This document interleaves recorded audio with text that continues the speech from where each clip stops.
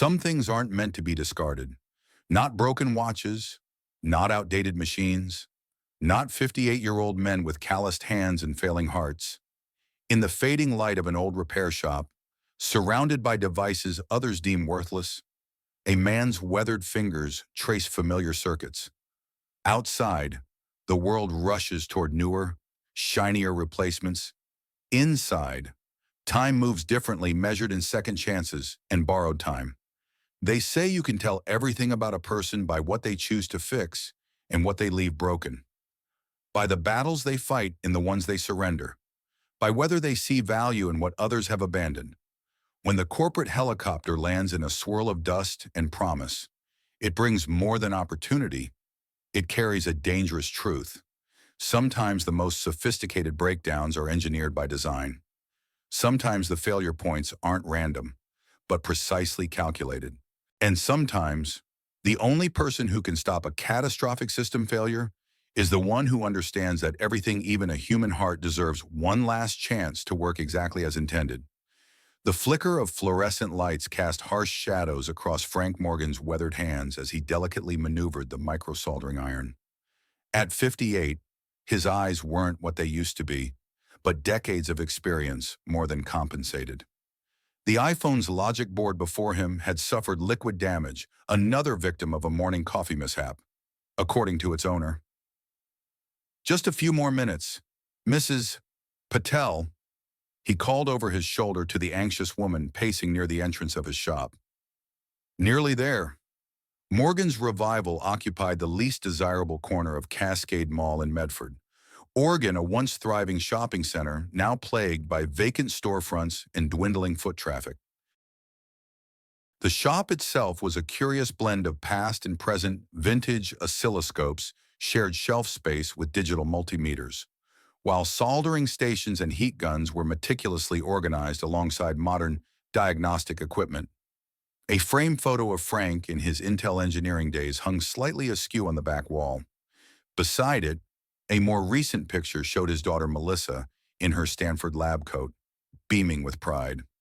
Between them sat a faded portrait of Christine, his late wife, whose smile still caused a familiar ache in his chest 8 years after cancer had taken her. Frank wiped sweat from his brow with his sleeve. The mall's air conditioning had been temperamental all week, and Bill Ramirez, the property manager, kept promising repairs that never materialized. Another casualty of Cascade Mall's inevitable demise since rumors of the Helios Technologies buyout began circulating. The familiar burn in his chest returned, a combination of heartburn and anxiety that his doctor had warned was walking the dangerous line towards something more serious. The prescription medication that might help sat untouched in his apartment. The $175 copay had been reallocated to Melissa's textbooks last month. "There we go," Frank muttered as the iPhone screen flickered to life. He quickly ran diagnostics, confirming the repair was successful. Mrs. Patel's face lit up when he presented her restored phone. "Mr. Morgan, you're a miracle worker. The Apple Store said it was beyond repair." "No miracles," Frank replied with his standard response. "Just patience and the right tools." He quoted a price significantly below what any corporate repair center would charge. "This is the third time you've saved me," Mrs. R. Patel said, handing over her credit card. "First my laptop, then my son's gaming system. Now this. Why don't you charge more?" Frank shrugged. "Then how would teachers like you afford repairs?" He smiled us, but his mind flashed to the stack of bills waiting at home, the mortgage payment due next week, the health insurance premium increase notice, and most pressingly, Melissa's tuition installment coming due in 3 months. As Mrs. Patel left, Frank checked his appointment book empty for the rest of the afternoon. He sighed and pulled out his personal project, a vintage ham radio he'd been restoring during slow periods. The technical challenge kept his mind sharp and his hands busy. The mall's ambient noise suddenly shifted raised voices from Emilio's Bistro across the corridor. Frank looked up, instinctively reaching for his reading glasses for a clearer view. Through the bistro's glass front, he could see a man in a dark hoodie gesticulating wildly at the cashier, whose hands were raised defensively. "Damn it," Frank muttered, already moving toward his door. He'd been through enough in life to recognize a robbery in progress. The situation deteriorated in seconds. The hooded man produced what appeared to be a gun, causing panicked diners to dive under tables. Mall security was notoriously understaffed. A response would take precious minutes. Frank assessed his surroundings with an engineer's precision. The mall's electrical panel was just around the corner from his shop, a system he'd become intimately familiar with during the frequent power fluctuations that threatened his delicate repair work. Moving quickly for a man his age, Frank reached the service corridor and located the circuit breakers for the main concourse. With a silent apology to the other businesses, he flipped the master switches for the lighting zones, plunging the central mall area into sudden darkness. Confusion erupted as emergency lights kicked in, casting an eerie glow. Frank grabbed a heavy flashlight from his back pocket, a reliable mag light he'd carried since his field engineering days, and rushed toward Emilio's.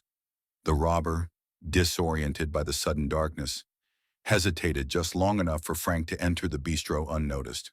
With the precision of someone who had spent decades working with circuit boards, Frank aimed the powerful beam directly into the perpetrator's eyes, temporarily blinding him.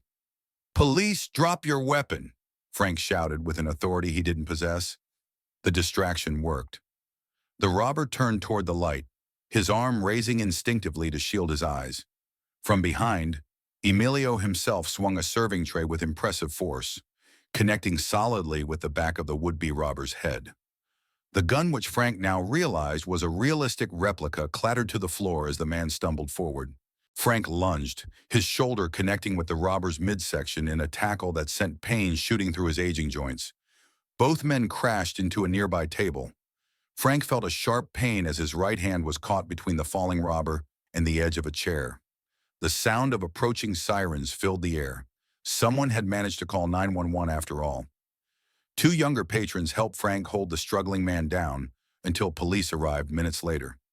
The officers quickly took control, handcuffing the suspect and collecting statements from shaken witnesses. "That was either the bravest or stupidest thing I've ever seen a man your age do," Officer Sandoval remarked as a paramedic examined Frank's swelling hand. "You could have been killed, Mr. Morgan." Frank winced as the paramedic probed his injury. "Calculated risk. I knew the panel configuration would create enough confusion for advantage." He attempted a smile that came out as a grimace. "Besides, sometimes the older models still have some use. EMT says nothing's broken, but you'll need to rest that hand." Officer Sandoval continued, "Hope you don't have any delicate work scheduled." Frank's heart sank as he thought of the 3 repair jobs promised for tomorrow. His livelihood depended on the dexterity of his hands. A week of reduced capacity meant a significant financial hit he couldn't afford. As the excitement died down and the mall's power was restored, a small crowd gathered around Frank, offering thanks and congratulations. Emilio insisted on sending him home with dinner for a week. Mrs. Patel, who had apparently returned to the mall for shopping, promised to tell everyone at school about his heroism. Bill Ramirez approached as the crowd dispersed.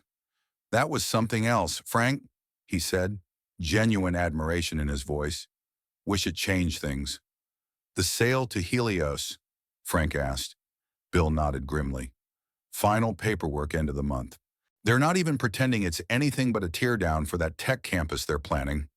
What about the existing businesses? 30-day notices going out next week." Bill couldn't meet Frank's eyes. "I'm sorry, man. I fought for longer transitions. But corporate decisions, you know." Frank nodded, the adrenaline crash making his injured hand throb in earnest. 30 days to relocate a business he'd spent 15 years building. The equipment alone would take a week to move properly, and commercial space in Medford didn't come cheap. Another expense he couldn't absorb, another problem without an obvious solution. "You should get that hand looked at," Bill suggested, clearly uncomfortable with Frank's silence. "It'll heal," Frank replied automatically. What wouldn't heal so easily was the damage to his financial stability. Without the shop, without income for even a month during transition, Melissa's tuition payment would be impossible. He returned to Morgan's revival, flipping the sign to close despite the early hour. The pain in his hand competed with the increasingly familiar burning in his chest. He reached for the antacids he kept by the register, chewing 2 tablets mechanically. His phone rang Melissa's ringtone. The Beatles' Here Comes the Sun, Christine's favorite. "Hey, sweetheart," he answered, forcing cheer into his voice. "Dad, I just got the grant." Melissa's excitement burst through the speaker.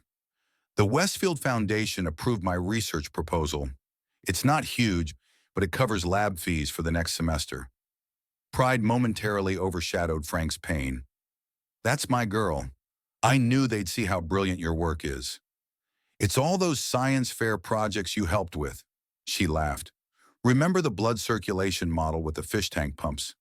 My professor couldn't believe I built that in high school." "Your ideas. I just helped with execution," Frank corrected, then winced as he shifted his injured hand. Melissa, perceptive as always, caught the change in his breathing. "What's wrong? You sound off." "Just a small accident at the shop. Nothing serious." He briefly recounted the incident, downplaying his role in injury. "Dad, you could have been hurt badly." The worry in her voice reminded him so much of Christine that his throat tightened. "Promise me you'll see a doctor." "Already had the paramedics check it out," he assured her. "Just some bruising. I'll be fine in a few days."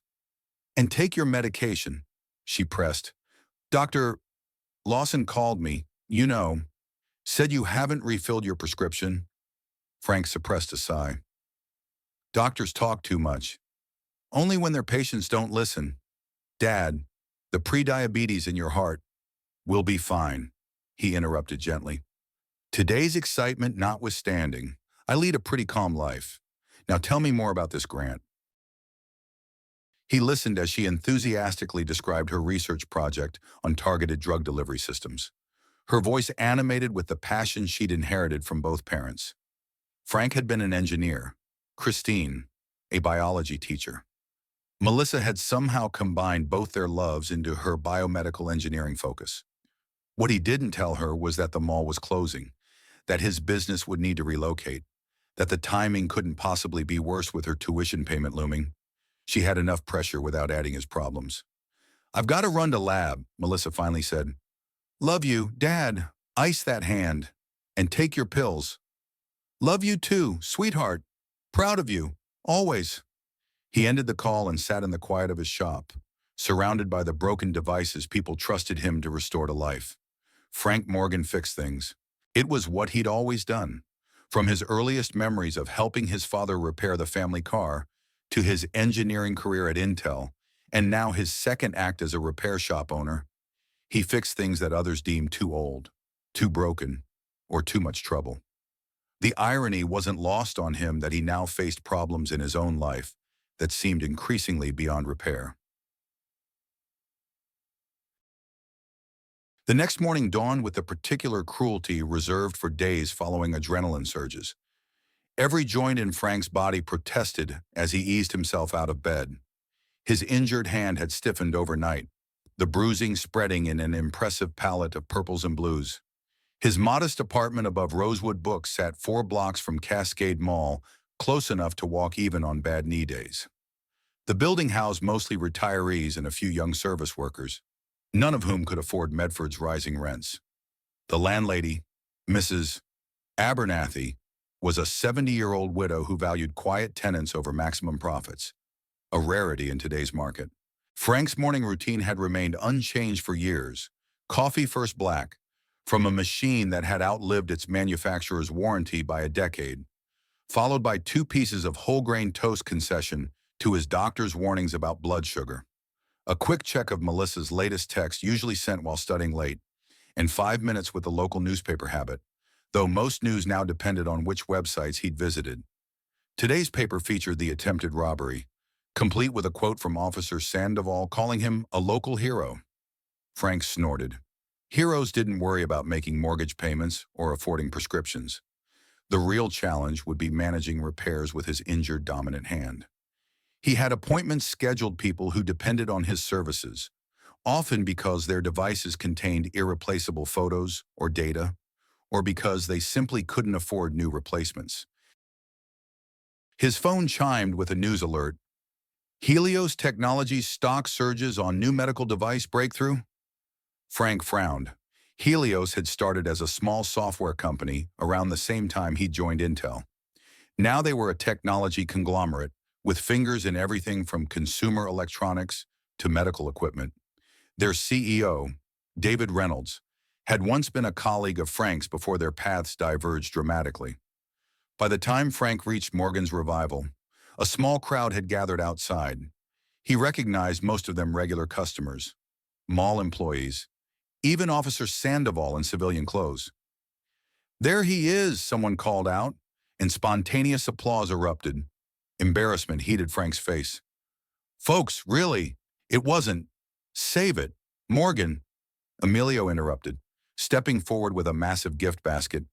"You prevented a robbery and potential tragedy. Accept the thanks." Frank awkwardly unlocked his shop with his non-dominant hand as people patted his back and expressed gratitude.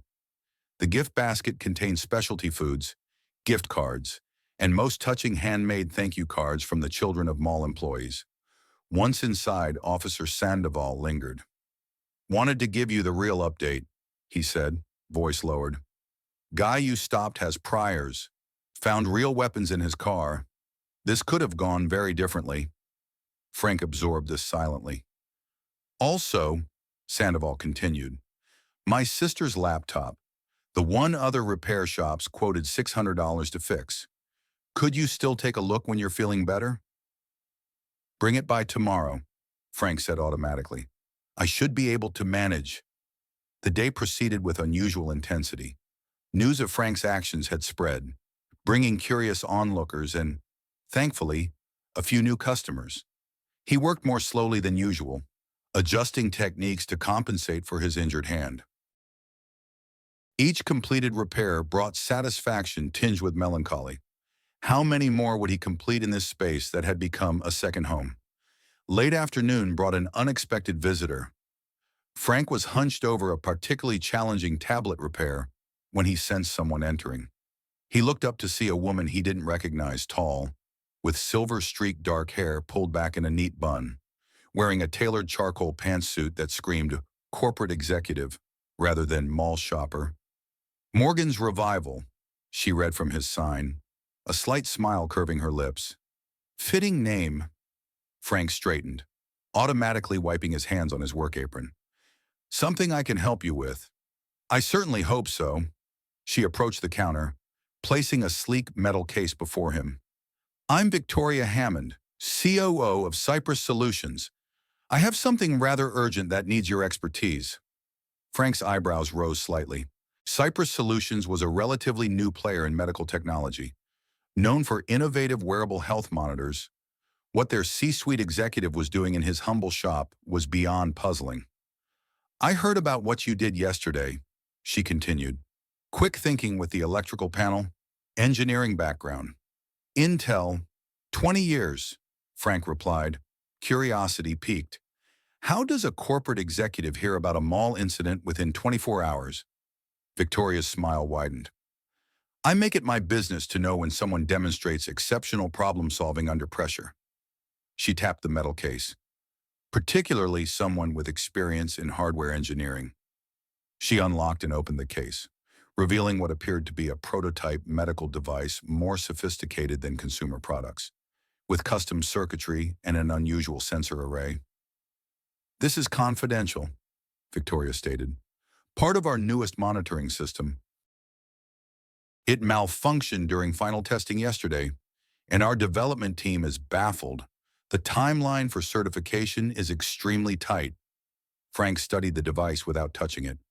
"Why bring it here instead of using your own engineers?" "Because sometimes fresh eyes see what familiarity blinds us to," she replied. "And because your background at Intel suggests you understand both older architecture and modern components. This system bridges those worlds." The technical challenge intrigued Frank despite his reservations. He carefully lifted the device with his good hand, examining the external ports and configuration. "I normally work on consumer electronics," he cautioned. "Medical devices have different regulatory—" "I'm well aware of the regulations." Victoria interrupted smoothly. We're not asking for modifications, just diagnostics and repair of the original functionality. Can you help? The device was elegant, clearly designed by engineers who valued both function and form. Frank could already see several potential failure points that wouldn't be obvious to software-focused teams. I'll need a few hours, he said finally. No guarantees. Victoria nodded, seemingly unsurprised by his acceptance. I'll return at closing time. She handed him a business card with her direct contact information. Call if you discover anything significant before then. After she left, Frank examined the device more thoroughly. It was a cardiac monitoring system with unprecedented sensor capability, if he understood the configuration correctly. The processing unit interfaced with what appeared to be proprietary software, but the hardware components were recognizable enough. Frank lost himself in the puzzle of the malfunctioning device, his injured hand forgotten as he carefully disassembled the casing and accessed the internal components. The precision engineering reminded him of his Intel days, when every millimeter mattered and innovation required both technical expertise and creative thinking. 3 hours later, Frank had isolated the problem, a subtle manufacturing defect in one of the sensor connections, causing intermittent failures under specific conditions. As he repaired the delicate connection, however, something unusual caught his attention. A separate circuit, isolated from the main functionality, appeared to serve no obvious purpose. Curious, Frank connected the device to his diagnostic computer and ran a deep scan. The results made him frown. Hidden within the legitimate monitoring code was a subroutine designed to activate under specific circumstances, altering the sensor readings by incremental amounts small enough to seem like normal variations, but significant enough to potentially change medical decisions. Frank checked and rechecked his findings, increasingly disturbed. This wasn't a bug. It was deliberately implemented malicious code that could endanger patients. He was contemplating his next move when a tremendous crash shattered the mall's afternoon quiet. Frank looked up to see a delivery truck had jumped the curb and smashed through the exterior entrance nearest his shop. Before he could process this bizarre occurrence, 2 men in maintenance uniforms vaulted from the vehicle and sprinted toward Morgan's Revival. Frank's combat experience was limited to fixing computer systems in high-pressure situations, but survival instincts kicked in. He quickly placed Victoria's device inside his heavy fireproof safe, slamming it shut just as the men reached his entrance. "Fire safety inspection," one shouted unconvincingly, hand reaching inside his jacket. Frank didn't wait to see what he was reaching for. He lunged for the breaker panel behind his counter, yanking down the main power switch for his shop.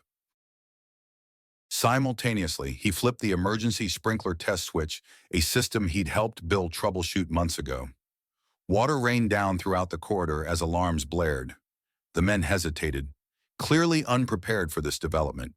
Frank used their moment of confusion to grab his cell phone and escape through his shop's back service entrance.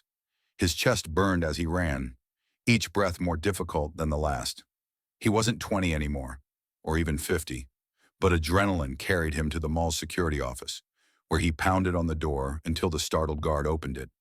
"Call police," Frank gasped, pain radiating through his left arm now. "Armed men, my shop." The guard reacted quickly, hitting the mall's lockdown protocol and calling emergency services. Through the security monitors, they watched the 2 men ransacking Morgan's Revival, clearly searching for something specific. When they couldn't locate their target, they retreated to their vehicle and sped away just as the first police cruisers arrived. 30 minutes later, Frank sat in the mall manager's office, a paramedic checking his vitals while Officer Sandoval took his statement. "Blood pressure's elevated," the paramedic commented. "Any chest pain?" Frank nodded reluctantly. "Some, probably just stress." "We should transport you for evaluation," the paramedic insisted. "These symptoms—" "After I finish here," Frank interrupted, turning back to Sandoval. They were professionals, too coordinated for random theft. "Targeting anything specific?" Sandoval asked. Frank hesitated. The medical device in his safe represented corporate intellectual property and potentially evidence of a serious crime. But without understanding the full context, Going public could create panic or derail legitimate medical advances. Hard to say, he hedged. They didn't take anything. His phone vibrated, Victoria Hammond calling. Frank excused himself to answer. Mr. Morgan, her voice was tense. Are you all right? I just heard about the incident.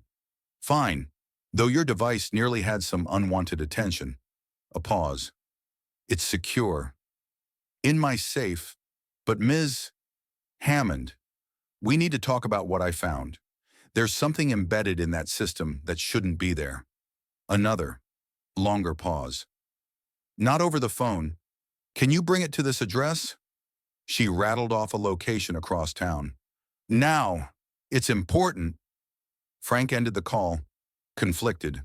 The day's events were clearly connected to the device, yet Victoria had seemed genuinely concerned for his safety. Was she involved in whatever deception he discovered, or another potential victim? I need to go, he told Sandoval. Business matter. The officer frowned. You should get checked out at the hospital first. Later, Frank promised, knowing he probably wouldn't. The copay for an emergency room visit would devastate his already precarious finances. I'll be careful. He retrieved the device from his safe and slipped out through the service corridors, avoiding the media that had begun to gather at the mall's entrance. His ancient Toyota Corolla with 237,000 miles and counting started on the second try, its familiar rumble oddly comforting amid the day's chaos. The address Victoria provided belonged to a small private airfield on Medford's outskirts. Frank approached cautiously, the device secure in its case beside him. Security waved him through after checking his ID against an approved list, directing him toward a corporate helicopter on the tarmac. Victoria waited beside the aircraft, the wind whipping her now loose hair around her face. She looked both powerful and vulnerable simultaneously, her expression a complex mix of relief and anxiety when she spotted him. Thank God, she said as he approached, eyes scanning him for injuries. When I heard about the attack, what's going on? Frank interrupted, keeping a cautious distance. This device has embedded code designed to manipulate readings. I need to know what I've walked into. Victoria's expression hardened. So it's confirmed. We suspected as much but couldn't prove it. She glanced at the helicopter. I'll explain everything, but not here. We need to move quickly. I'm not going anywhere until I get answers, Frank insisted, the pain in his chest returning as his blood pressure rose. 2 men just attacked my shop looking for this. I deserve to know why. Victoria stepped closer, her voice dropping. What you found is evidence of corporate sabotage at the highest level. That device is the prototype for a monitoring system that could revolutionize cardiac care, make it accessible to millions who can't afford current options. But someone doesn't want it to succeed. Helios Technologies, Frank guessed, the pieces clicking into place. They're buying them all. Timing's too convenient. Surprise flickered across Victoria's face. You're quick. Yes, we believe Helios has compromised our supply chain, inserted that code to discredit our technology during certification testing. If patients received incorrect cardiac data, people could die, Frank finished, and Cyprus would be finished. Victoria nodded grimly. We need to secure this evidence and analyze exactly how the infiltration happened. Our facility in San Diego has the necessary security. Frank gestured to his battered Corolla. I'm not dressed for a corporate jet setting. This isn't about appearances, Mr. Morgan. It's about saving lives. She met his gaze directly, including, potentially, your own. I noticed your discomfort earlier. Classic signs of cardiac stress. Our facility has the best cardiac specialists in the country. Frank hesitated. The situation seemed surreal: private helicopters, corporate espionage, medical breakthroughs. Yet the device in his possession was undeniably dangerous in its current state, and his own health was a growing concern he'd been avoiding for too long. I need to contact my daughter, he said finally, and I can't just abandon my shop after what happened. We'll ensure your business is secure, Victoria promised, and we have excellent legal counsel for any insurance claims from today's incident. As for your daughter, She smiled slightly. Stanford. Correct biomedical engineering. We have connections there that might interest her. Frank's eyes narrowed. You've researched me.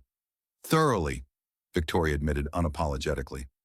After you defused the robbery situation, your background is impressive, Mr. Morgan. 20 years at Intel, multiple patents, respected team leader, then a complete career change to open an independent repair shop, focusing on extending the life of devices most would discard.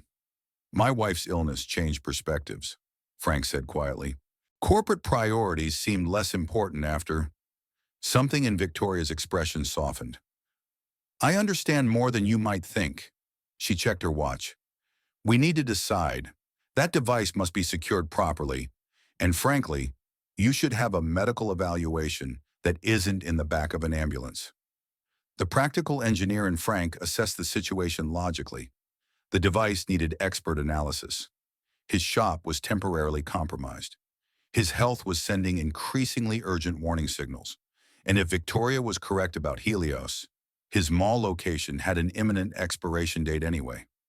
One condition, he said finally, complete transparency about what's happening. No corporate doublespeak. Victoria extended her hand. Agreed. Full disclosure. Frank shook her hand, noting the strength of her grip and the calluses that suggested she wasn't just a desk executive. Let me make a few calls first, he said, reaching for his phone. The helicopter's rotors began to spin as Frank left messages for Melissa and Bill Ramirez, explaining he'd be unreachable for a day or two on urgent business. Neither was fully true nor completely false, the gray area that corporate life had always required and that he'd been happy to leave behind years ago. As the aircraft lifted into the evening sky, Frank watched Medford shrink beneath them. For the first time in years, he was leaving the careful, controlled life he'd built after Christine's death. The thought should have terrified him. Instead, he felt an unexpected sensation breaking through the pain and uncertainty, the familiar spark of a challenging problem requiring his unique skills to solve. Part fear, part excitement, wholly engaging. The cardiac monitor in his possession could save countless lives if properly deployed. The code corruption represented a threat beyond simple corporate competition, and somewhere in the middle sat Frank Morgan, who had spent his life fixing broken things that others would discard. Some problems were too important to walk away from, even at 58 with a bad hand, a questionable heart, and a future that had seemed entirely predictable just 24 hours earlier.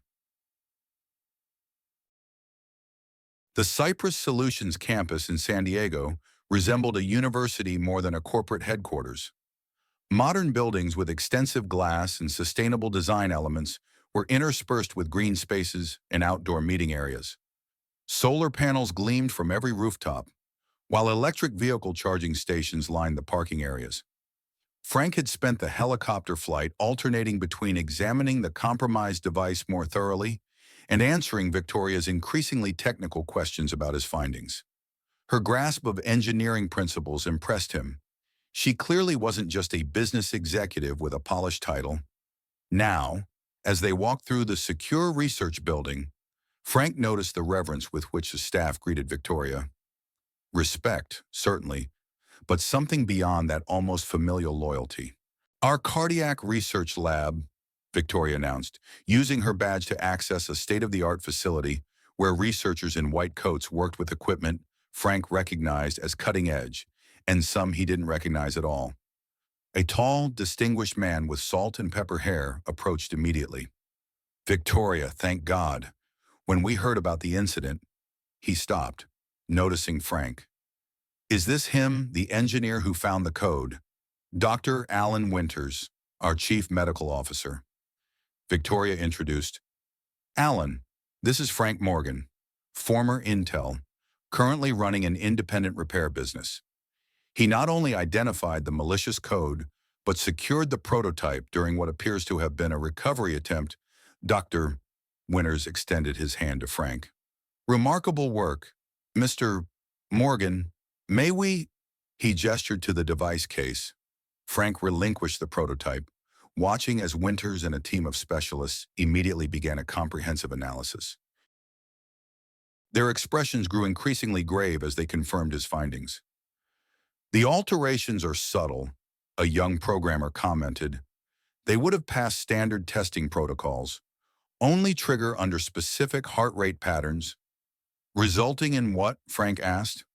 False readings indicating improvement when a patient might be deteriorating, Winters explained grimly, or suggesting medication adjustments that could be dangerous. Not enough to cause immediate death, but sufficient to create doubt about the system's reliability. Plausible deniability, Victoria added. If discovered, it could be dismissed as a complex bug rather than deliberate sabotage. Frank frowned. How did it get inserted?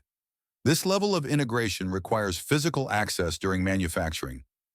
Victoria exchanged glances with Winters. That's our most pressing concern. We need to locate the breach in our supply chain.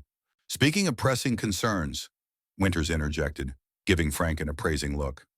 Victoria mentioned you experienced cardiac symptoms earlier. While we're analyzing this device, I'd like our medical team to check you out. Frank started to refuse automatically. Decades of avoiding doctors had become habit, but the persistent ache in his chest and the memory of Melissa's worried voice made him reconsider. Fine, he conceded, but I want to be kept informed about the device analysis. Of course, Victoria assured him. We'll reconvene in my office afterward. The medical evaluation was more comprehensive than any Frank had received since his Intel days. Advanced imaging, blood work, and a stress test confirmed what he'd suspected but avoided addressing. His heart was in trouble. Prediabetes had progressed to early type 2, and years of inconsistent medication had allowed his cardiovascular system to deteriorate more than it should have for a man his age.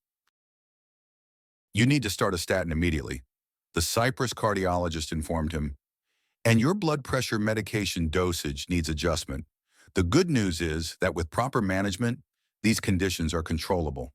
And without proper management, Frank asked, though he knew the answer.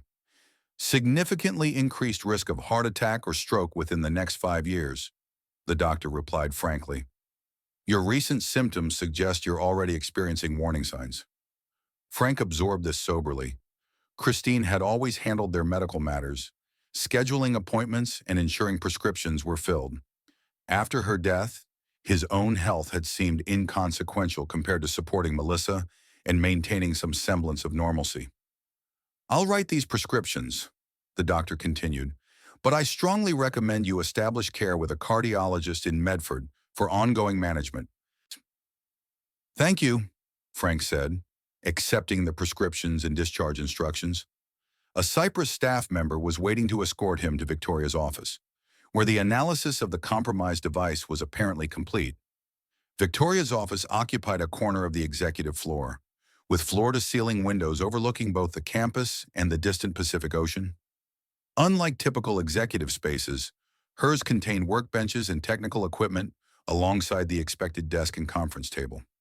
Models of medical devices at various stages of development lined the shelves, alongside framed patents and engineering awards. How bad is it? She asked when he entered, clearly referring to his medical results. Manageable, Frank replied, unwilling to elaborate. The device, Victoria gestured to where the prototype sat connected to multiple diagnostic systems.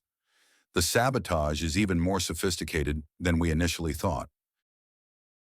The code contains a secondary dormant protocol that would activate after passing certification, gradually increasing the severity of the false readings over time, making it appear as though the device itself was degrading unpredictably, Frank surmised.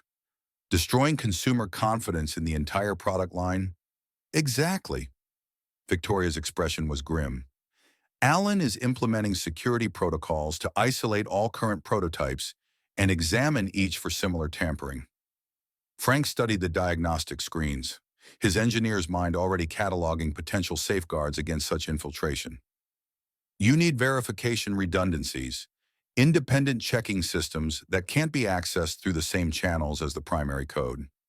Like the mechanical backup systems in aircraft, Victoria nodded. We've considered similar approaches, but implementation without increasing device size or cost significantly has been challenging. Hector, Frank felt the familiar intellectual engagement of a complex technical problem.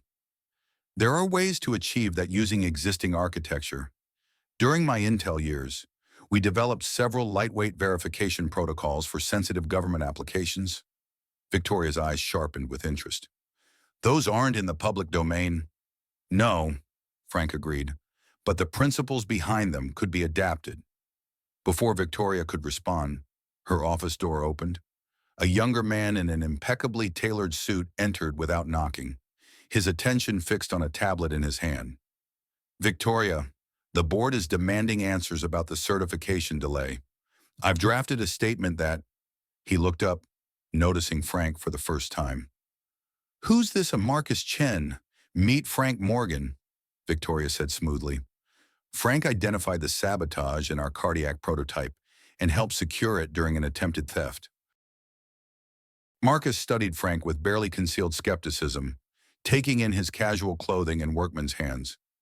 The repair shop owner, I thought we'd have our security team retrieve the device.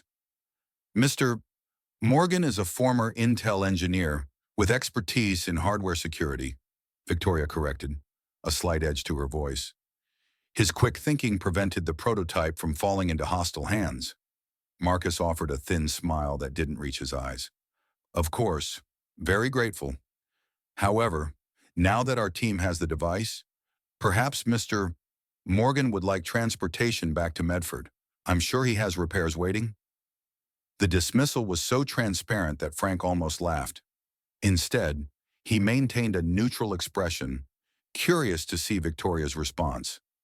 Actually, she said, I've asked Frank to consult on implementing additional security protocols for the verification system. His background is uniquely suited to addressing our current vulnerability. Marcus's expression tightened momentarily before smoothing into professional neutrality. I see.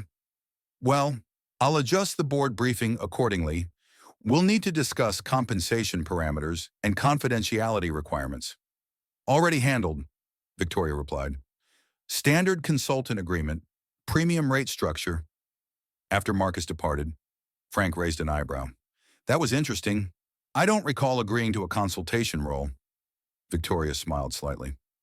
You haven't yet, but we both know you're intrigued by the challenge. And frankly, we need someone with your specific expertise. She hesitated. There's something else you should know. The mall purchased by Helios, it's not about real estate. What then? We believe they're establishing a covert testing facility for their own competitive medical monitoring system, one that would use similar technology to ours, but with a fundamental difference, which is, Victoria's expression darkened. Their business model involves monetizing patient data for insurance companies and pharmaceutical targeting. The hardware would be given away nearly free, while the real product would be the patients themselves. Frank considered this. And your model, patient privacy as sacrosanct. Our revenue comes from the hardware and professional monitoring services, with anonymous aggregated data used only for medical research with explicit consent. Victoria moved to the window, gazing out at the campus. It's not just business philosophy, it's personal for me. How so? She turned back to face him. My younger brother died because of manipulated medical monitoring data, an early system that prioritized profit over accuracy. The company responsible buried the evidence, settled privately with families, and continued operations under a different name. Helios, Frank guessed, the pieces connecting. Victoria nodded. Before it was Helios Technologies, it was Medicore Systems. David Reynolds was their head of product development. The name triggered an old memory. There was a scandal around 2005. Yes, Reynolds avoided personal liability by claiming ignorance of the technical adjustments, restructured the company, and emerged stronger than ever. Her voice remained controlled, but Frank could hear the underlying steel. I founded Cypress to create the ethical alternative that should have existed when my brother needed it. Frank's phone buzzed a text from Melissa. Dad, someone broke into my apartment. Nothing taken, but they went through all my files. Campus police investigating. I'm safe at Jessica's. Call when you can. Cold alarm shot through him. My daughter's apartment was just broken into, Victoria frowned. That's too coincidental to ignore. Is she safe? Yes, staying with a friend. Frank's mind raced through possibilities, none of them comforting. They went through her files. They're looking for information about me, or the device. Or both, Victoria agreed. We should get her here where our security team can ensure her safety. Frank's protective instincts warred with practical considerations. She has classes, research commitments. Stanford works closely with our research division. We can arrange for her to continue her studies remotely while consulting on relevant projects. Victoria was already typing on her tablet. In fact, her focus on targeted drug delivery systems aligns with several current initiatives. Frank recognized the corporate solution, efficient, practical, but also convenient for Cyprus. Yet the alternative was leaving Melissa potentially vulnerable while he remained in San Diego. I'll discuss it with her, he said finally, but I want a clearer understanding of what I'm involving her in. This corporate conflict seems to be escalating beyond normal competition. Victoria set her tablet down, meeting his gaze directly. David Reynolds believes healthcare should function as a premium service with tiered access based on financial status. I believe quality care is a right that technology can help provide universally. That philosophical difference has multi-billion-dollar implications. And Helios is willing to commit corporate espionage and potential violence to ensure their vision prevails. Frank concluded, yes, which is why we need someone like you, someone who understands both the technical vulnerabilities and the human elements at stake. Victoria hesitated. There's one more thing you should know before deciding whether to help us. She unlocked a drawer in her desk and removed a file, handing it to Frank. Inside was documentation about a Cyprus Solutions program called Revival Initiative, a network of independent repair centers specializing in maintaining and extending the life of medical devices, particularly for underserved communities. We've been developing this program for the past year, Victoria explained, partnering with experienced technicians who can service our devices affordably, keeping them functional beyond standard warranties. The name is coincidental to your shop, but perhaps indicative of shared values. Frank skimmed the business model, impressed despite his cautious nature. The program addressed a significant gap in medical device accessibility, the prohibitive cost of maintenance and repair that often forced patients to abandon perfectly serviceable equipment. This is why Helios targeted my shop specifically, he realized. They connected me to Cyprus through this initiative. Victoria nodded. We approached several repair businesses in the Northwest for potential partnership. Your name must have appeared in preliminary research. And when I demonstrated problem-solving skills during the robbery, I inadvertently put myself on your radar. Essentially, yes, Victoria admitted, though I would have preferred our first meeting occur under less dramatic circumstances. Frank closed the file, weighing his options. The cardiac prototype represented technology that could help millions, including people like himself who struggled with both health issues and the financial burden of managing them. The sabotage attempt confirmed that the stakes extended beyond normal business competition. And now Melissa had been drawn into the conflict, suggesting Helios considered any connection to the compromised prototype worth pursuing aggressively. I need to speak with my daughter, Frank said finally, and then I'll give you my decision about consultation. Victoria nodded. Of course, we've prepared guest accommodations for you on campus. Take whatever time you need. As Frank followed an assistant to the guest quarters, he reflected on how dramatically his circumstances had changed in just 24 hours. From worrying about relocating his small repair shop to being courted as a consultant by a cutting-edge medical technology company, from managing his health conditions alone to receiving comprehensive care from top specialists. The guest suite was more luxurious than any hotel Frank had stayed in for years. Modern, comfortable, with thoughtful amenities including a fully stocked refrigerator and a desk equipped with high-end technical equipment. He called Melissa immediately, relieved when she answered on the first ring. Dad, where are you? The news said there was an attack at the mall, and then I couldn't reach you. And now my apartment. I'm safe, he assured her quickly. In San Diego, actually, It's a complicated situation. He explained as concisely as possible about the medical device, the sabotage and Cypress Solutions offer. Melissa was silent for a moment after he finished. This sounds like something from a thriller novel. Not my dad's life. Frank sighed. Believe me, I'm equally surprised. But the technology is significant. Melissa, it could make cardiac monitoring accessible to millions who can't afford current options. Including you, she said pointedly. Don't think I haven't noticed you avoiding proper care because of costs. That's not relevant. It's entirely relevant. Dad, you've spent 8 years putting my needs first after Mom died. Maybe it's time to consider an opportunity that addresses your needs too. Frank was struck by her perspective, so adult, so reminiscent of Christine's practical wisdom. There's more, he admitted. Cyprus has offered to arrange for you to continue your studies remotely while working with their research team. They're concerned about your safety. Because someone broke into my apartment looking for information about you, Melissa concluded, or about this device. Most likely. I'm sorry you've been drawn into this. Dad, her voice softened. You spent my entire childhood teaching me that standing up for what's right sometimes means facing opposition.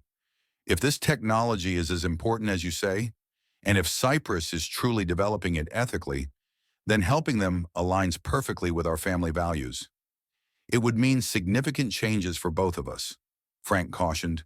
Change isn't always bad, Melissa replied.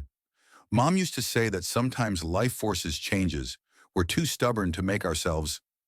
The mention of Christine's wisdom hit Frank deeply. His late wife had indeed embraced necessary changes with grace he'd never quite mastered. I'll contact my research advisor about remote options, Melissa continued. And Dad, take the cardiac care they're offering. Please, I need you healthy more than I need anything else. After ending the call, Frank stood at the window of his suite, watching the California sunset paint the Cypress campus in warm golden light. The painful irony wasn't lost on him, a career spent fixing devices for others while neglecting the maintenance of his own health. His phone chimed with a text from Victoria. Dinner in my office at 7 p.m. if you're available. Informal discussion about next steps, whether you decide to join us or not. No pressure. Frank studied the message, considering his options.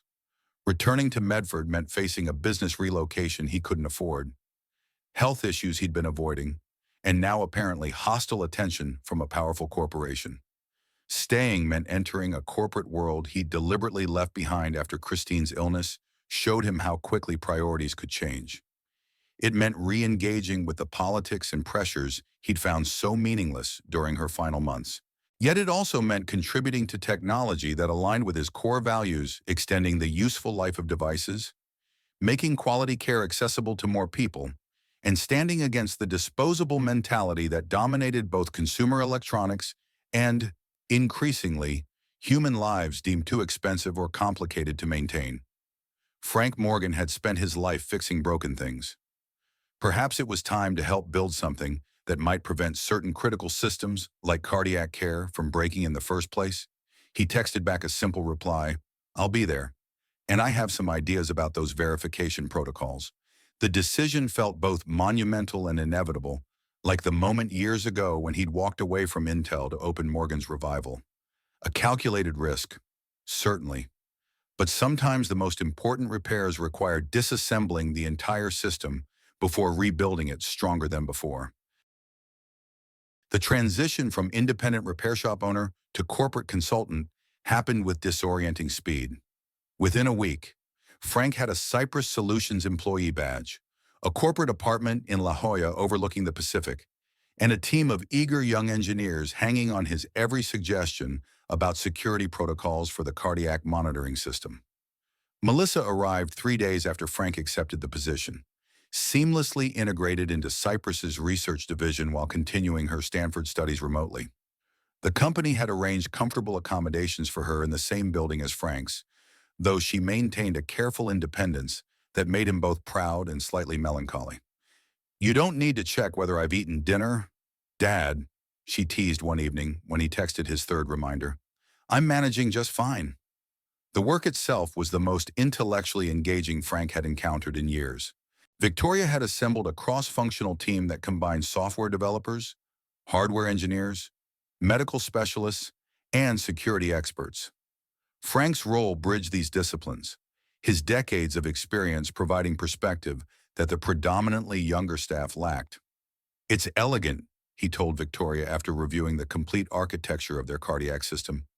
"Whoever designed the core sensor array understood both electrical engineering and cardiac physiology at an intimate level." They were in her office for their daily briefing, which had become both a professional necessity and a personal highlight of Frank's days. Victoria's intelligence and passion for the work created a magnetic energy he found increasingly difficult to resist. "That would be Dr. Winters," she replied. "His background spans both fields.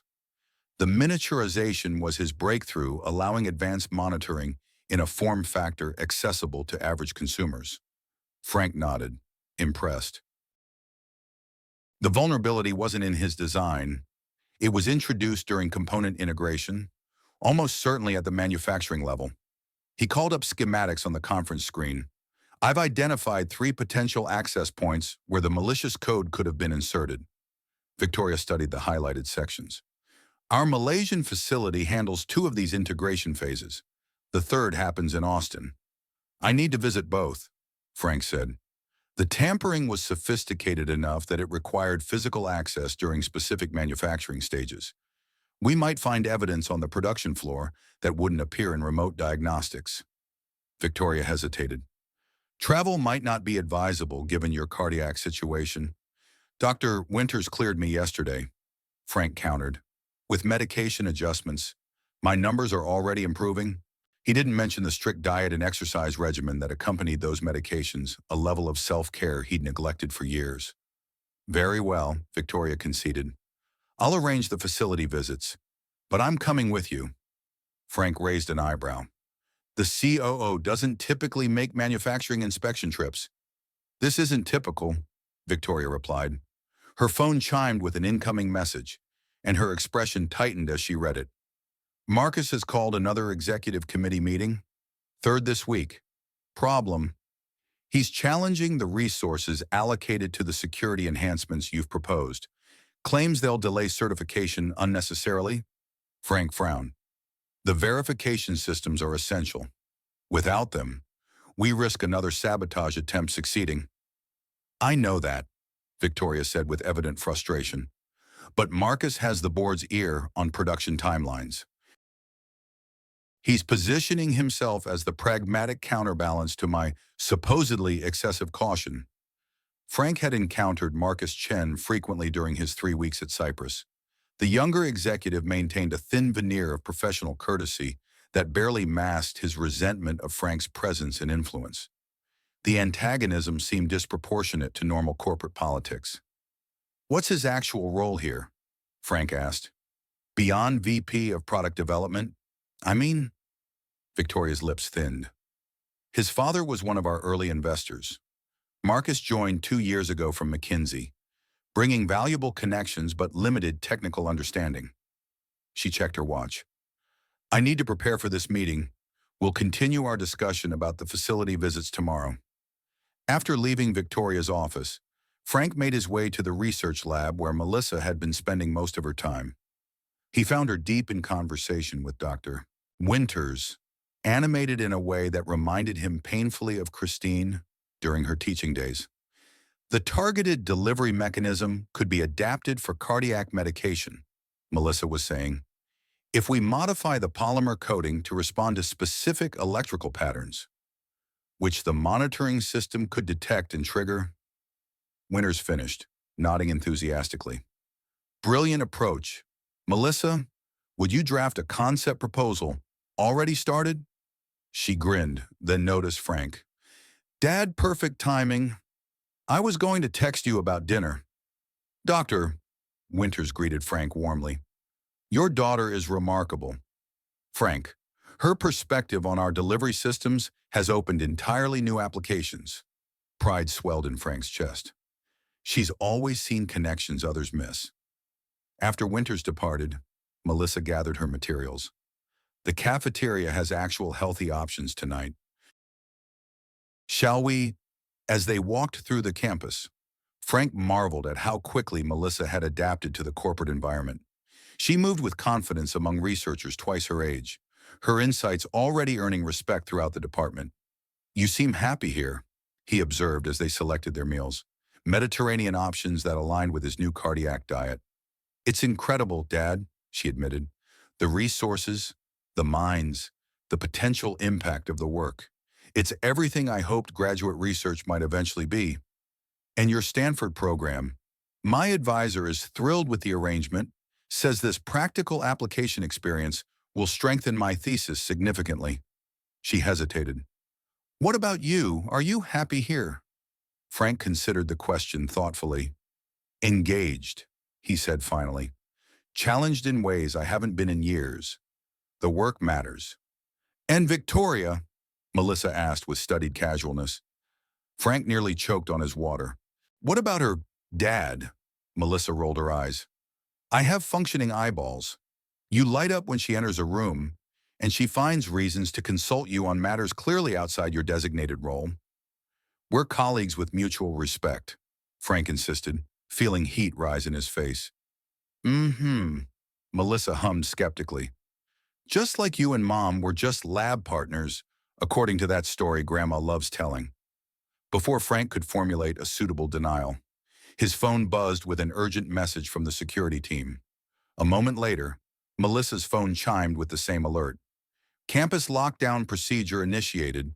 All personnel remain in current locations until further notice.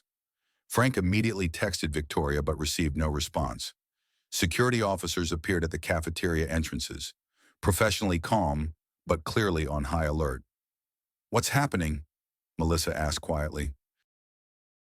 Not sure, Frank replied, though his instincts were already cataloging possibilities, none of them reassuring. 20 minutes passed before the lockdown lifted with another campus-wide message.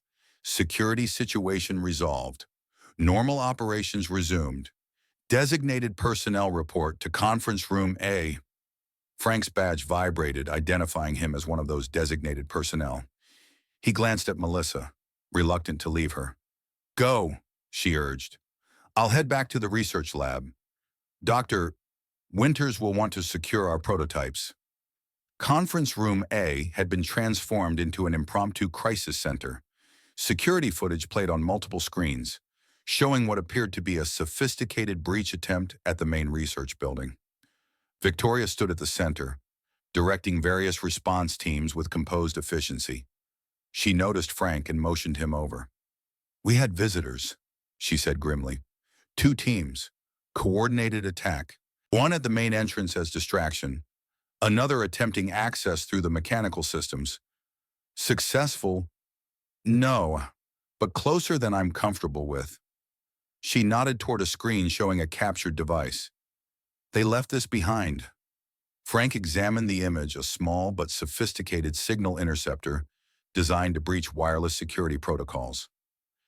Military grade, he observed, not standard corporate espionage equipment. Exactly my concern, Victoria lowered her voice. This happened during my meeting with Marcus and the executive committee. Convenient timing. Frank's eyes narrowed. You suspect internal coordination. I can't afford not to consider it. She glanced around the room. The verification system you proposed, how quickly can it be implemented? Core functionality 3 days. Complete system would take 2 weeks.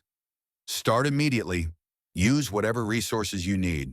I'll handle Marcus and the committee. Her hand briefly touched his arm, a gesture of trust that sent an unexpected warmth through him. Be careful, Frank. These aren't people who accept failure gracefully. The next 72 hours passed in a blur of intensive work. Frank assembled a small, hand-picked team of engineers he'd come to trust, including 2 older technicians whose experience with legacy systems provided valuable perspective on security vulnerabilities. They worked in a segregated lab with enhanced security, implementing the verification protocols Frank had originally developed during his Intel years. Melissa assisted during breaks from her own research, her fresh perspective catching several potential weaknesses in their implementation. Frank found himself depending on her insights more than he'd anticipated, their professional collaboration evolving beyond the father-daughter relationship into genuine colleagues. "You should get some rest," she advised on the third night, as Frank rubbed his tired eyes. "The cardiac protocols you're protecting won't help if you trigger your own cardiac event." Frank smiled wearily. "Just a few more system checks." "Which I can handle," she insisted, gently but firmly steering him toward the door. "Doctor's orders." "Well, future doctor's orders." He relented, recognizing the wisdom in her concern. The apartment Cypress had provided was comfortable, but still felt temporary, lacking the personal touches that had made his modest Medford apartment home. Frank had brought few possessions besides clothes and his most essential tools, including his father's vintage multimeter that now sat on his nightstand. As he prepared for sleep, his phone rang Victoria's ringtone.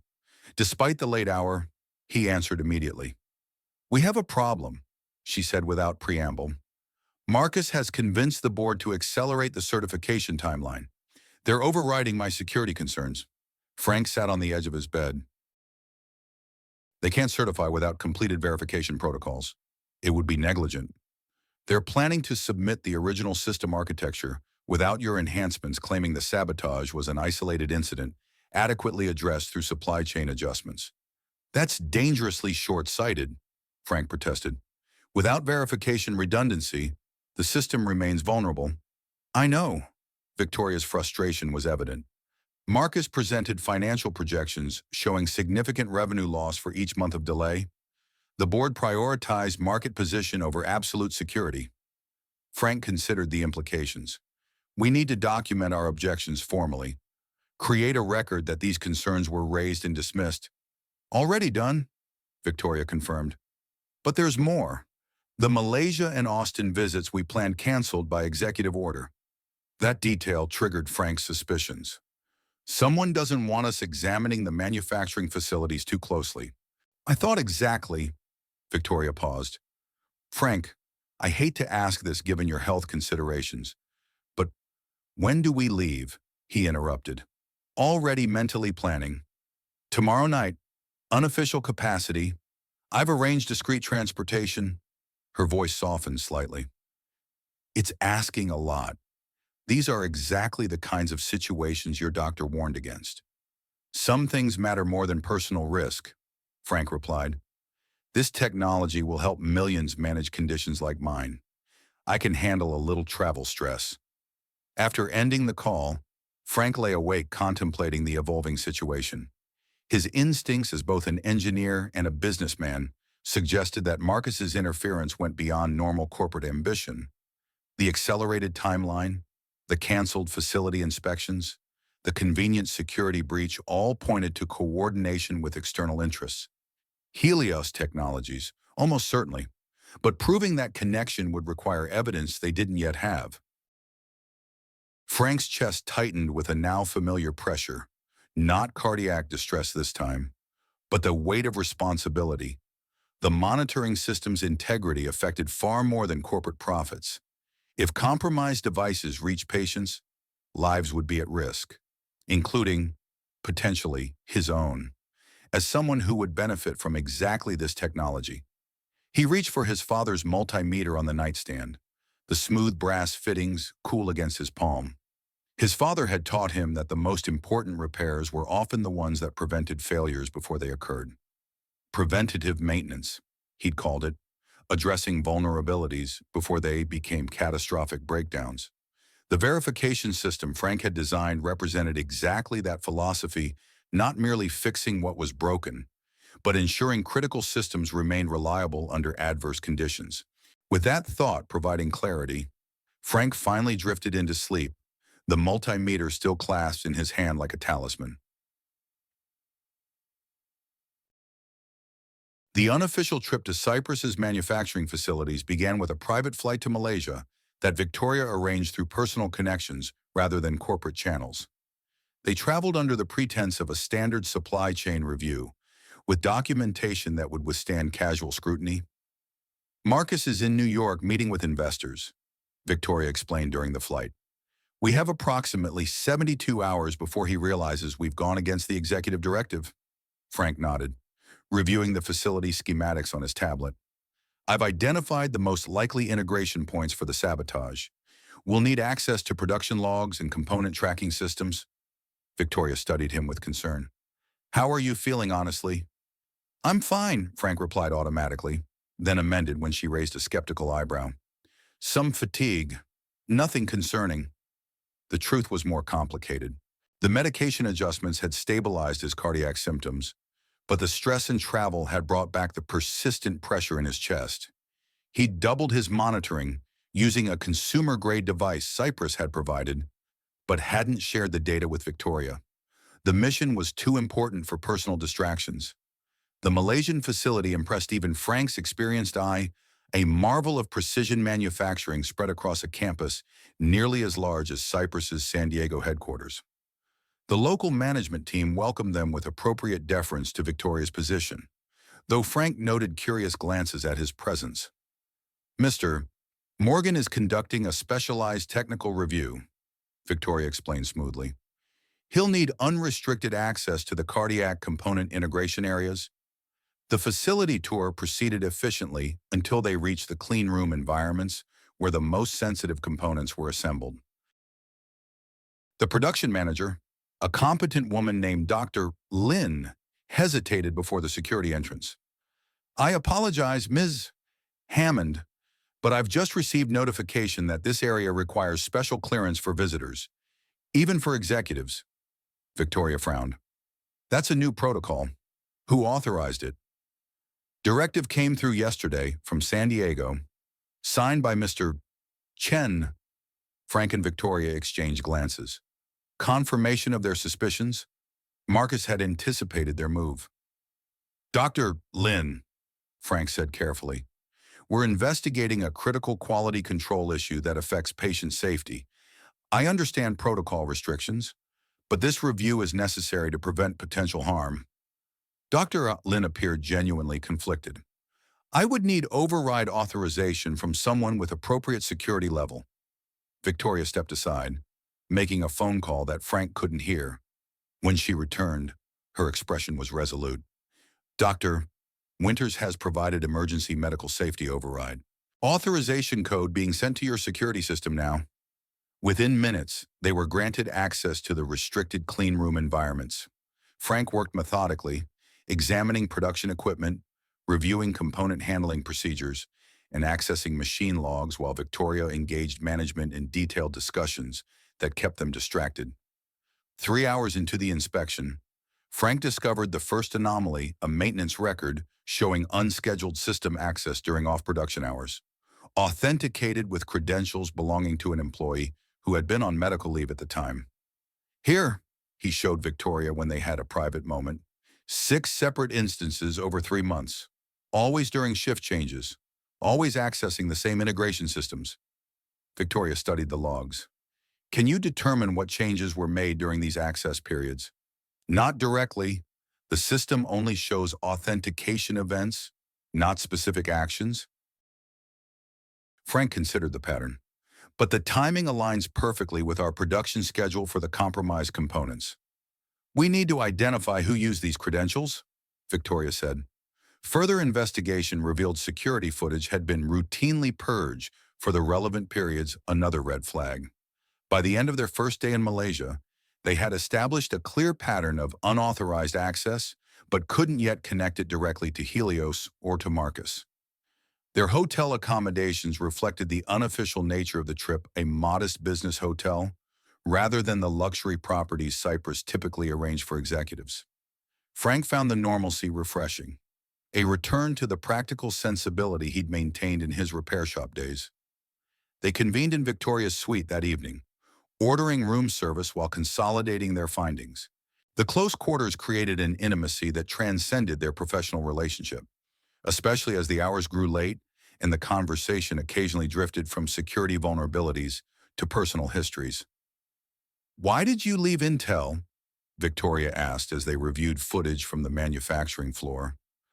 Your record there was exemplary. Multiple patents, leadership track. Frank set down his tablet, considering how much to share. My wife, Christine, was diagnosed with aggressive ovarian cancer, stage 4 by the time symptoms appeared. The memories still carried pain, but time had softened their edges.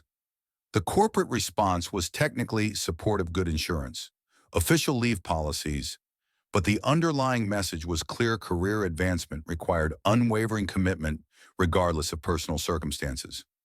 Victoria nodded, understanding in her eyes. And you chose family? Not immediately, Frank admitted. I tried balancing both for months. Then one night, Christine asked if I remembered our honeymoon in Yosemite. I'd been so preoccupied with a project deadline that I answered, "Was that the year before or after the Pentium launch?" He shook his head at the memory. The look on her face. I submitted my resignation the next day. The repair shop was her idea. Frank smiled. Indirectly. She suggested I needed work that aligned with my values, not just my skills. Fixing things others would discard felt right, extending useful life rather than contributing to disposable culture. He glanced at Victoria. What about you? How does someone with your capabilities end up founding a medical device company? Victoria's expression grew distant. My brother Thomas had a congenital heart condition, manageable with proper monitoring, according to his doctors. Our parents invested everything in a cutting-edge cardiac system from Medicor David Reynolds' company before Helios. She rose, moving to the window. The system failed during a critical period, showed normal readings when Thomas was actually in distress. By the time anyone realized something was wrong, it was too late. I'm sorry, Frank said quietly. During the lawsuit, we discovered internal Medicor documents showing they knew about potential failure modes, but determined a recall would be more expensive than settling individual cases. Her voice remained steady, but Frank could hear the controlled anger. David Reynolds personally signed off on that analysis. The revelation added clarity to Victoria's mission with Cyprus. Not merely business competition, but a deeply personal quest to create the ethical alternative that might have saved her brother. And Marcus, Frank asked, where does he fit in this history? Victoria turned back from the window. His father was an early investor who believed in our mission. Marcus joined much later, after we'd achieved initial success. He presents himself as equally committed to our ethical framework. But lately, you suspect he's compromised. I can't prove it, Victoria sighed. But the timing of his interference, the specific obstacles he's created around security protocols, it suggests coordination with external interests. Frank considered their accumulated evidence. We need to examine the Austin facility. The Malaysian anomalies establish a pattern, but not definitive proof of who's behind it. Agreed. We leave tomorrow night. Victoria checked her watch. It's nearly midnight. You should rest. Your color doesn't look good. Frank hadn't mentioned the increasing tightness in his chest that had developed during their inspection. The consumer cardiac monitor had registered several concerning readings that he dismissed as travel stress. Just tired, he assured her, gathering his materials. At the door, he hesitated. Victoria, what we're doing matters. Not just for Cyprus, but for people who need this technology to work correctly. People like me. She approached, briefly resting her hand on his arm, a gesture that had become familiar between them. Get some rest. Frank, tomorrow will be challenging. Back in his room, Frank finally checked his cardiac monitoring app, frowning at the results. His blood pressure and heart rate variability had drifted into concerning territories. The prescribed medication didn't seem to be fully addressing the stress-induced symptoms. He considered contacting Dr. Winters, but decided against alarming anyone until they completed the Austin inspection. Some risks were worth taking, especially when weighed against the potential consequences of compromised medical devices reaching vulnerable patients. Frank's phone chimed with a text from Melissa. How's Malaysia? Found anything interesting? He replied with deliberately vague reassurance, not wanting to share sensitive findings over unsecured channels. Melissa was perceptive enough to read between the lines of his careful response. Be safe, Dad. Doctor Winters mentioned Marcus has been asking questions about your verification system, trying to access the segregated lab. The information heightened Frank's concerns. Marcus's interest in their security protocols while simultaneously opposing their implementation suggested more than typical corporate politics. Sleep came fitfully, interrupted by both physical discomfort and racing thoughts about the connections they were uncovering. The pattern was clear. Even if the complete picture remained elusive, someone with access to both Cyprus and Helios had orchestrated a sophisticated campaign to compromise the cardiac monitoring technology. The stakes extended beyond corporate competition. If successful, the sabotage would endanger patients while simultaneously discrediting the ethical approach Victoria had built her company upon. A win-win for Helios Technologies and David Reynolds, both financially and personally. Morning brought messages from Dr. Winters. Marcus had returned early from New York and was asking pointed questions about Victoria's whereabouts. Their timeline had compressed significantly. "We need to accelerate," Victoria told Frank over breakfast. "The Austin facility today instead of tomorrow. I've already arranged transportation." Frank nodded, ignoring the persistent discomfort in his chest. "I've been analyzing the Malaysian data. The unauthorized access originated from an external IP address that was deliberately masked, but there's a pattern in the timing, always during system backup windows, when security protocols are temporarily reduced. Suggesting intimate knowledge of our procedures," Victoria concluded. "Have you shared this with anyone in San Diego?" "Only Melissa, and only in person with devices secured." Frank hesitated. "She mentioned Marcus has been attempting to access our verification protocols." Victoria's expression hardened. "We need to assume our communications may be compromised. From now on, critical findings stay offline until we return." The journey to Austin passed in tense silence, both processing the implications of what they discovered and what likely awaited them. Frank used the time to rest, knowing the Texas facility inspection would require all his remaining energy. Unlike the Malaysian campus, the Austin Manufacturing Center was compact and ultra-modern, specializing in final integration and quality assurance for North American distribution. Their arrival coincided with shift change, a deliberate choice that would maximize their access while minimizing attention. The facility director, a former military officer named Rodriguez, greeted them with professional efficiency that bordered on suspicion. "We weren't notified of an executive inspection," he noted as he escorted them through security. "Special circumstances," Victoria replied smoothly. "We're conducting a proprietary security review following some concerning findings." Rodriguez's expression remained neutral, but Frank noted increased tension in his posture. "Of course, what areas require your attention?" Frank produced the carefully prepared documentation. "We need access to the cardiac systems integration line and the associated server infrastructure, particularly the quality assurance checkpoints. Those systems are currently undergoing scheduled maintenance," Rodriguez replied too quickly. "Perhaps we could arrange access tomorrow."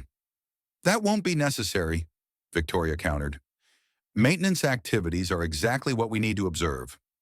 The standoff lasted several uncomfortable seconds before Rodriguez reluctantly led them toward the restricted areas. As they walked, Frank observed security personnel communicating via earpieces more than seemed appropriate for a standard manufacturing facility. "Enhanced security?" he asked casually. "Recent corporate directive," Rodriguez answered. "Intellectual property concerns?" The integration floor was operational despite the claimed maintenance, with technicians working on what Frank recognized as final stage assembly of the cardiac monitoring systems. He noted subtle but significant differences in the quality verification equipment compared to documented specifications. "This testing apparatus," he indicated a specialized diagnostic system. "It's been modified from standard configuration." Rodriguez intercepted before the floor supervisor could respond. "Efficiency improvements, all approved through proper channels." "I'd like to see the approval documentation," Victoria said, her tone making it clear this wasn't a request. While Rodriguez reluctantly retrieved the records, Frank engaged the testing technicians in casual conversation, asking specific questions about procedure changes. Their responses confirmed his suspicions. The modifications had been implemented recently, ostensibly to improve throughput but effectively bypassing several critical verification steps. Victoria rejoined him, expression carefully neutral but eyes communicating urgency. "We need to examine the server room. Now." Rodriguez attempted to delay with administrative requirements, but Victoria's executive authority ultimately prevailed. The secure server environment contained the quality assurance databases and testing protocols for all Cypress products manufactured in the facility. "We'll need privacy," Victoria informed Rodriguez firmly. When he hesitated, she added, "Unless you'd prefer I call Dr. Winters about the testing modifications implemented without proper medical safety review." "Once alone," Victoria whispered. "The documentation is forged. Approval signatures from people who left the company months ago." Frank nodded grimly, already accessing the system logs. "The modifications create a specific vulnerability. They bypass the exact verification steps that would catch the type of code manipulation we found in the prototype." Working quickly, Frank traced the implementation history of the modified testing protocols. The changes had been introduced gradually over 6 months, each small enough to avoid scrutiny, but collectively creating a significant security gap. Here, he highlighted a series of authentication records. Same pattern as Malaysia access during scheduled system maintenance windows, using credentials from inactive personnel accounts.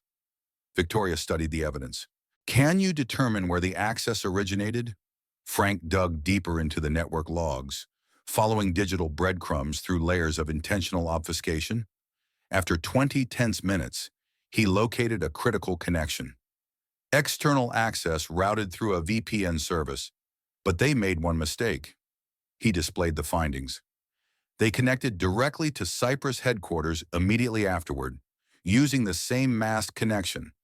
"Someone physically present at our San Diego campus," Victoria concluded, the implications clear in her expression. Frank continued his analysis, uncovering additional evidence linking the unauthorized changes to specific dates that correlated perfectly with Marcus Chen's visit schedule to the Austin facility.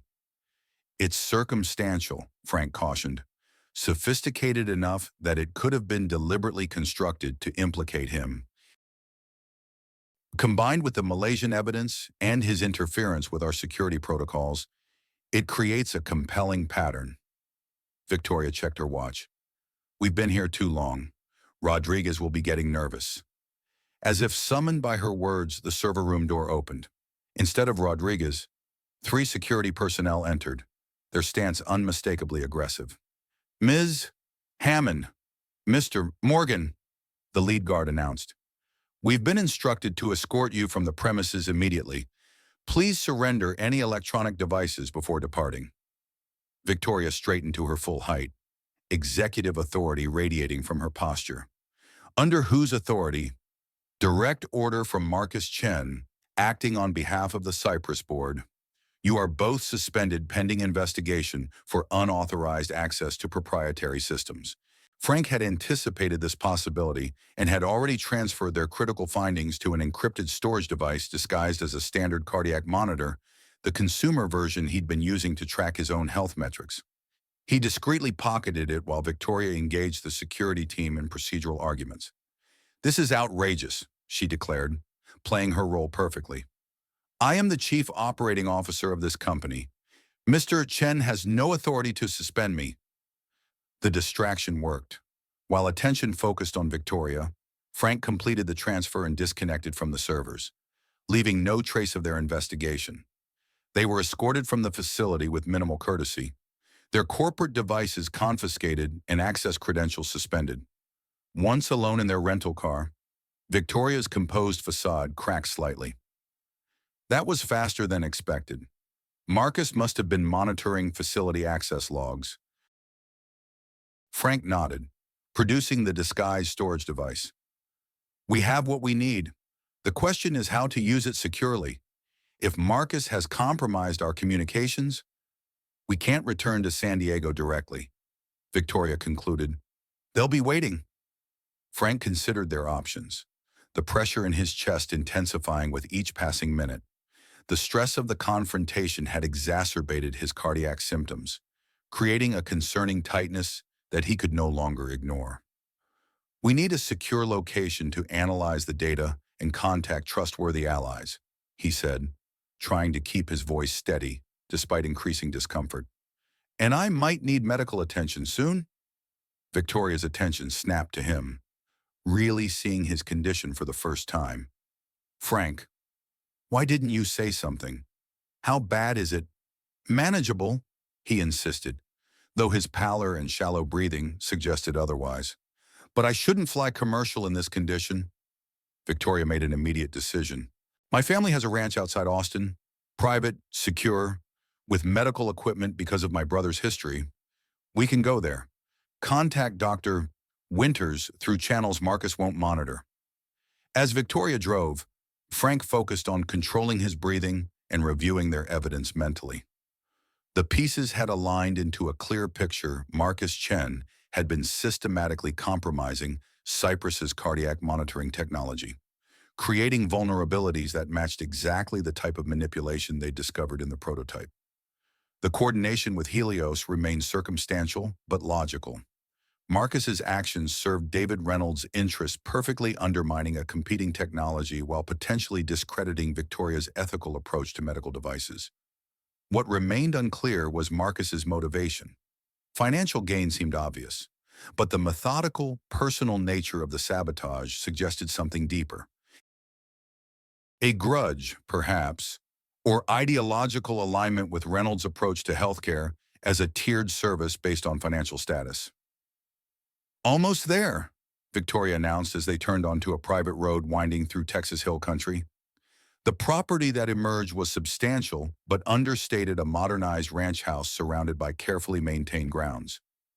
As they parked, Frank's discomfort peaked suddenly, radiating down his left arm with unmistakable warning. His vision blurred at the edges, breath coming in shallow gasps. Victoria, he managed, his voice strained. I think I'm having a cardiac event. Her response was immediate and assured. She helped him from the car, supporting his weight as they made their way inside. The house contained a dedicated medical room, a legacy of her brother's condition, equipped with emergency cardiac supplies and monitoring equipment. I've contacted our family physician, Victoria said as she efficiently connected Frank to the monitoring system. He's 10 minutes out. Just breathe slowly. Frank focused on remaining conscious, cataloging his symptoms with the detached precision of an engineer even as pain squeezed his chest. Not a major heart attack, he assessed, but a significant warning event. The monitors confirmed his analysis concerning irregularities, but not catastrophic failure. Victoria administered aspirin and adjusted his position to ease breathing while monitoring his vitals with practiced competence. Stay with me, Frank, she urged, her professional demeanor slipping to reveal genuine concern. The doctor is almost here. The evidence, Frank gasped, pointing weakly toward his pocket containing the disguised storage device. Secure it. To hell with the evidence right now, Victoria replied fiercely. You're the priority. The local physician arrived minutes later, an older man who assessed the situation with calm efficiency before administering medication that gradually eased Frank's symptoms.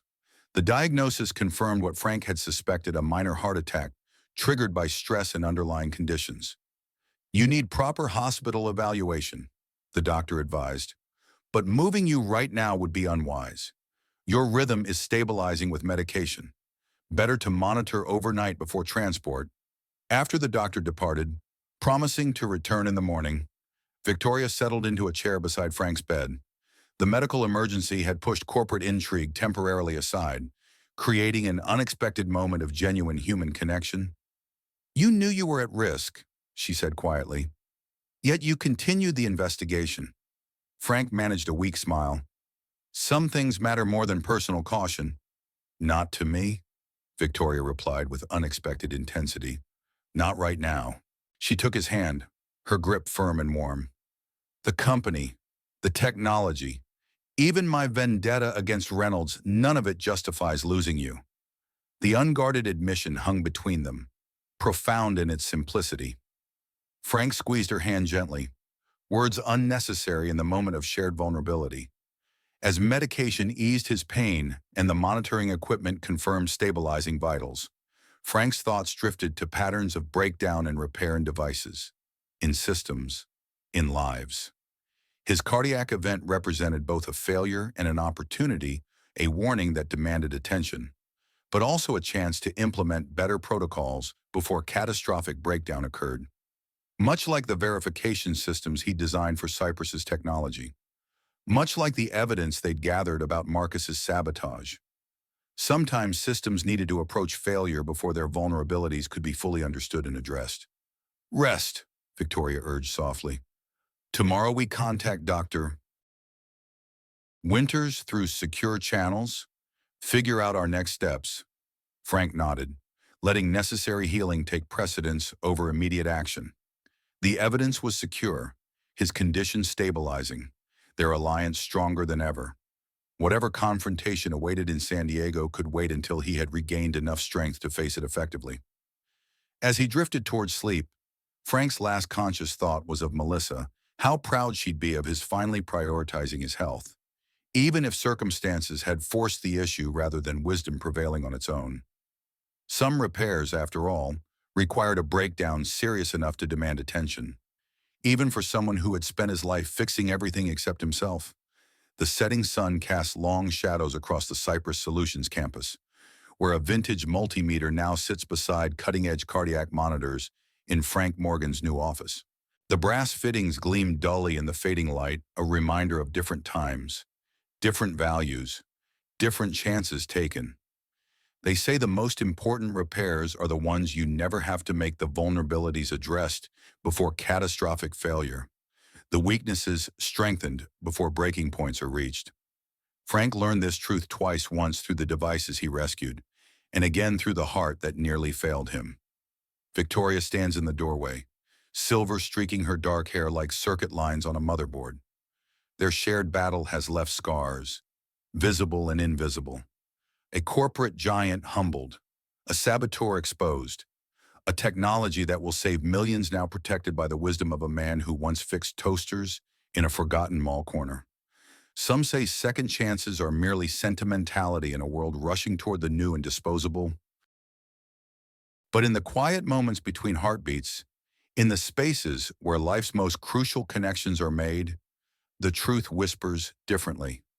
Perhaps what saves us isn't always the shiniest innovation or the most advanced solution, but rather those who understand that everything valuable deserves one more chance to work exactly as intended, especially the human heart.